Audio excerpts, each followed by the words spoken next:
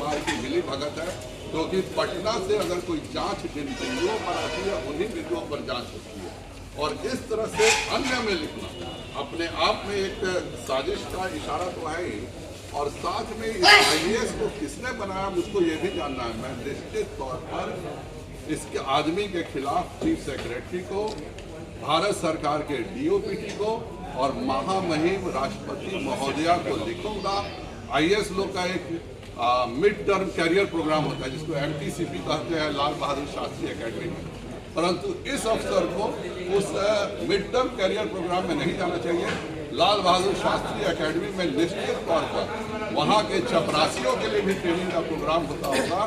इस अफसर को जाके पहले LB एकेडमी में चपरासी के साथ बैठकर ट्रेनिंग देना चाहिए, क्योंकि जिस व्यक्ति को ये पता नहीं है कि पेट्रोल और डीजल GST का आता है कि नहीं, वह कितना बड़ा घोटाला और इसी तरह से किसी मेयर के साथ मिलकर पैसा वसूली का धंधा करता होगा। क्योंकि शिकायत पूरा पाथेय कंपनी पर, पाथेय कंपनी सारा कुछ ठीक हो गया, एक भी आरोप पाथेय पर नहीं है इन दोनों के मर्जी से। तो क्या ये सिंपल मामला नहीं है कि पहले आपने पाथेय पे आरोप लगाया, फिर डील पक्की हो गई, डील का सब कुछ सेटल हो गया, तो सेटल हो गया तो पाथेय के सारे आरोप गायब हो गए और उसके बदले एक नया आरोप आपने खड़ा करके 1.5 साल से बार बार सशक्त समिति में यह चिट्ठी छुपा के नाटक कर रही है।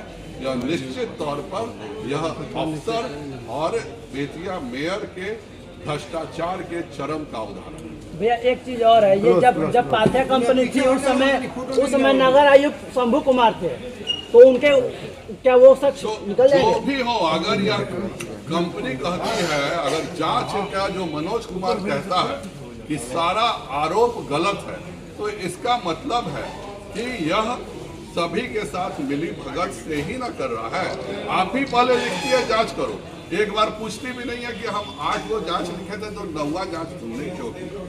ये भी नहीं पूछती है कि भाई पेट्रोल डीजल में वो लोग बड़े व्यवसायी हैं, वो कोई साधारण सड़क छाप आदमी नहीं है कि हम कहें कि उनको नहीं मालूम होगा कि पेट्रोल डीजल में GST नहीं है। ये सब मिल करके एक साजिश करके मुझको बदनाम करने की साजिश है। जिसने भी मेरे पर आरोप लगाए हैं उन सबको मैं ये भेज रहा हूँ WhatsApp से। अफवाक को भी अहमद जी, जैसा कि रोहित शिकारिया परसों मेरे घर पे बताएं, वो खुद अब मेरे घर पर कहे कि हमसे मिलना चाहते हैं। मैंने कहा मेरे घर पे किसी दुश्मन के लिए रोक नहीं है, जो चाहे उसका स्वागत है, वो आए।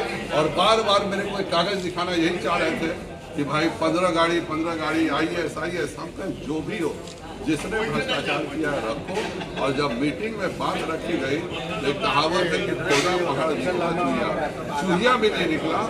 सारा का सारा का केस बनाया गया था। मनोज कुमार को मैं हर हालत में कसूंगा और इसके खिलाफ मैं मुकदमा करवाऊंगा और इसको इसके IAS ये कैसे बना और ये जरूर ये प्रमोट होगा। मुझको नहीं लगता है कि कोई IAS अफसर इस तरह का बेवकूफ़ी कर सकता है, या फिर पैसा इतना ज़्यादा मिल गया इसको घूस में कि घूस से इसकी आंखें बंद हो गई और जो चाह